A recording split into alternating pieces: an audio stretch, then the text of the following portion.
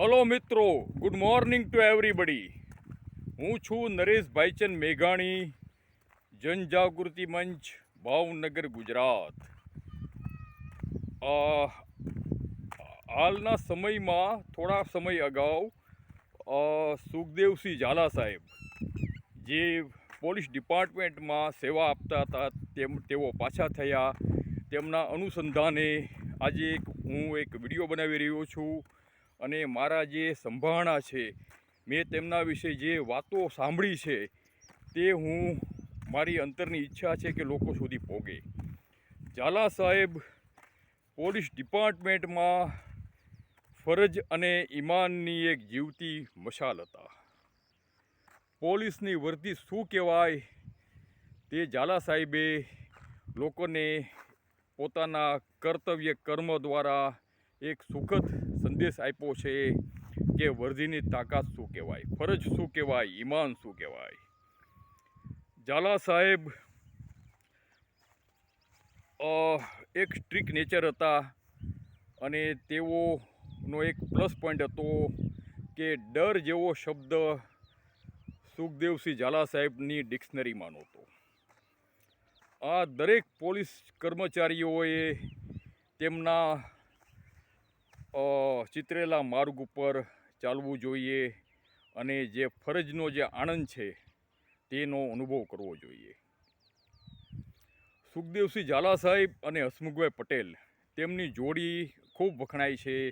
જ્યાં જ્યાં ગુજરાતમાં કાયદો અને વ્યવસ્થા કથળતા, ત્યાં ગુજરાત ગવર્મેન્ટ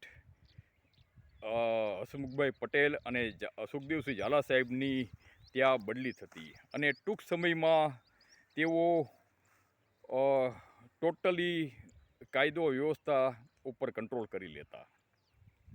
તેમનો જે સ્ટ્રિક્ટ નેચર હતો, તેમની જે મનોબળ હતું, તેઓ ગાયત્રીના ઉપાસક હતા. અને બીજું કહું કે એક એમની જે હિંમત હતી, એક ક્ષત્રિયની હિંમતને દાદ દેવી પડે તેવી તેમની હિંમત હતી. તેવા વિશે સંભળાય છે કે પોરબંદરમાં તેઓએ અમુક જે તત્વો હતા, જે એવી વાતો સાંભળવા મળી છે, ત્યાં પોતે કુંડાળું દોરતા અને એ પોતાને આત્મબળે કહેતા કે ભાઈ દરેક આ કુંડાળામાં 1 કલાકમાં હથિયાર જમા કરી દો, અને કલાકમાં હથિયાર જમા થઈ જતા. મને યાદ છે કે જ્યારે ભાવનગરમાં દબાણો વધી ગયા હતા, તે દરમિયાન ઝાલા સાહેબે આ વર્ક પોલીસ ડિપાર્ટમેન્ટે સંભાળી લીધેલું.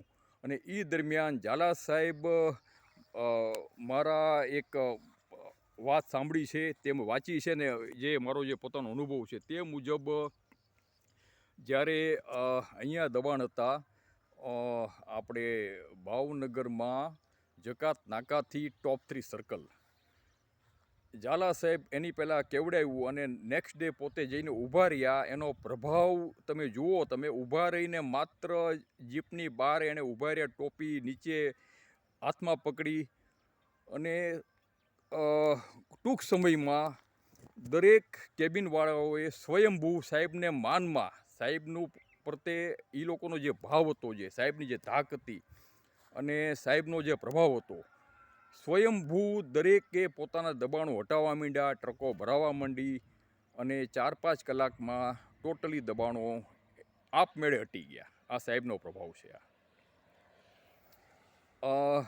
મર્કન્ટાઇલ બેંક ઉઠી ગઈ ત્યારે તેમના કન્વીનર તરીકે શબ્બીર ખરાણી અને નરેશ મેઘાણી, 2 લોકોના આગેવાન બન્યા. તેમાંનો એક હું નરેશ ભાઈચંદ મેઘાણી આપની સમક્ષ અત્યારે વાતો કરી રહ્યા છું.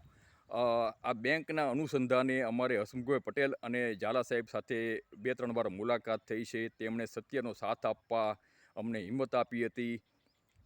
અને એકવાર મને યાદ છે, મારા સંભાળના મુજબ, સાહેબ જ્યારે આવ્યા શરૂઆતમાં, ત્યારે અમુક જે દૂધના કેન હતા, જે અમુક લોકોએ વેપારીએ બહાર રાખેલા, એમના અનુસંધાને તેમની સાહેબે ધરપકડ કરી હતી.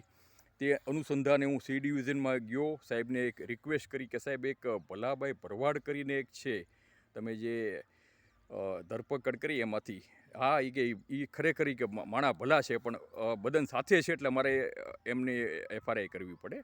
એટલે મેં એને બીજી એક રિક્વેસ્ટ કરી, સાહેબ એમના ઘરેથી છે બેન, જે મેં બેન મહિના છે એ સવારના રડે છે અને એની પરિસ્થિતિની મેં એમને જાણ કરી અને સાહેબને આ વસ્તુ ગળે ઉતરી.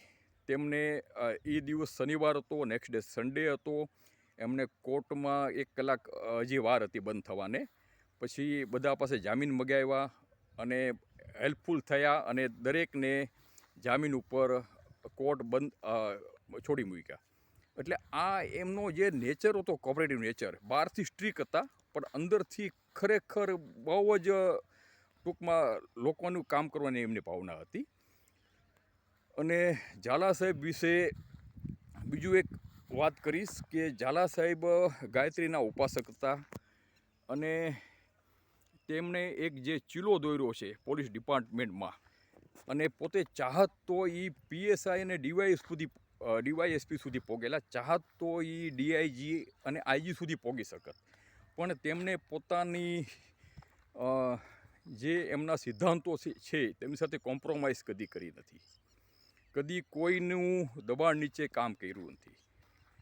એક સ્વમાની ઇન્સ્પેક્ટરની તેમનો જે રોલ છે એક દંતકથા સમાન છે અને તેઓના વિશે મેં એકવાર સી ડિવિઝનમાં લખીને મોકલાવ્યું હતું કે તમારી કક્ષાના પોલીસ અધિકારી આ સુધી આ ડિવિઝનમાં આવ્યા નથી અને આવશે પણ નહીં. ટપાલ લખીને મોકલી હતી. તેમણે મારા મિત્ર શબીર ખલાણીને કહ્યું કે મેઘાણીભાઈને કહેજો કે તમારી ટપાલ મને મળી છે. આભાર. Thank you very much all of you for watching this video. Thank you, thank you, thank you.